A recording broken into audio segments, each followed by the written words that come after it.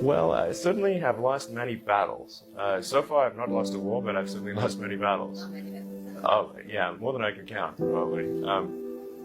I mean, we had many, at Tesla, we came many times close to bankruptcy. In fact, at the end of 2008, we were only a few days from bankruptcy. It was literally 2 days, or 3 days maybe.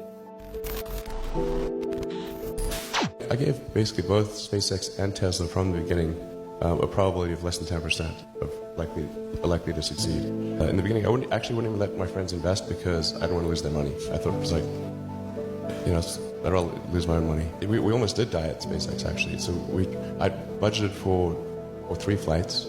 I mean, technically, I did have a plan where I had the money from PayPal. I had like about 180 million from PayPal. And I thought, I'll allocate half of that to SpaceX and Tesla and Solar City, and that should be fine. I'll have 90 million, like just lots, But then what happened is things cost more and took longer than I thought. So I had a choice of either put the rest of the money in or the company's going to die.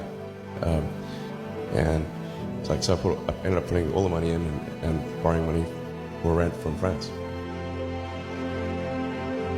If you want to try to come up with an innovative breakthrough, that's going to be how it is. Anything which is significantly innovative is going to come with a significant risk of failure. You've got to take big chances in order for the potential for a big positive outcome. If the outcome is exciting enough, then taking a big risk is worthwhile. Yeah. That's really how I approach it. But then once executing down a path, I actually do my absolute best to reduce risk, or to improve another way of saying it, to improve the probability of success, because when you try to do something that is very, very risky, that you have to spend a lot of effort trying to reduce that risk as you embark down that path. I mean, I think I'm kind of constitutionally just geared to just keep going. I don't know. Yeah, I mean, it just, I don't know. I mean, it certainly, there are times when things don't go well, and then that's quite dispiriting, for sure. And so then it's difficult to proceed with the same level of enthusiasm. But I do think the things that we're doing are pretty important to the future.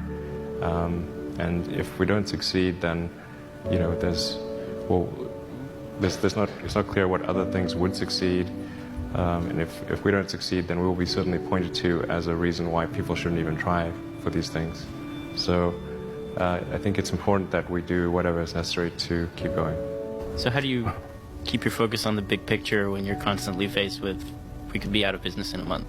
Well, it's just a very small percentage of mental energy is on the big picture. Like you know where you're generally heading for, and the actual path is going to be some sort of zigzaggy thing in that direction. You try not to deviate too far from the path that you want to be on, but you're going to have to do that to some degree. I think successful entrepreneurs probably come in all sizes, shapes, and flavors. An obsessive nature with respect to the quality of the product is very important. Even if you're the best, there's always a chance of failure.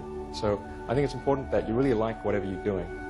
If you don't like it, life is too short. If you like what you're doing, you think about it even when you're not working. I mean, it's something that your mind is drawn to.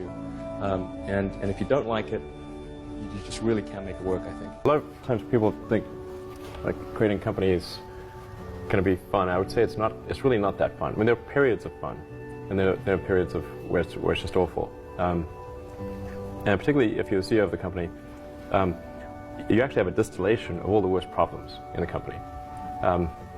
There's no point in spending your time on things that are going right. So you only spend your time on things that are going wrong. And there are things that are going wrong that other people can't take care of. So you're like the worst. You have a filter for the crappiest problem in the company. The most pernicious and painful problem. I think you have to feel quite compelled to do it and have a fairly high pain threshold. And there's a friend of mine who says like starting a company is like staring into the abyss and eating glass. And there's some truth to that. The staring into the abyss part is that you're going to be constantly facing the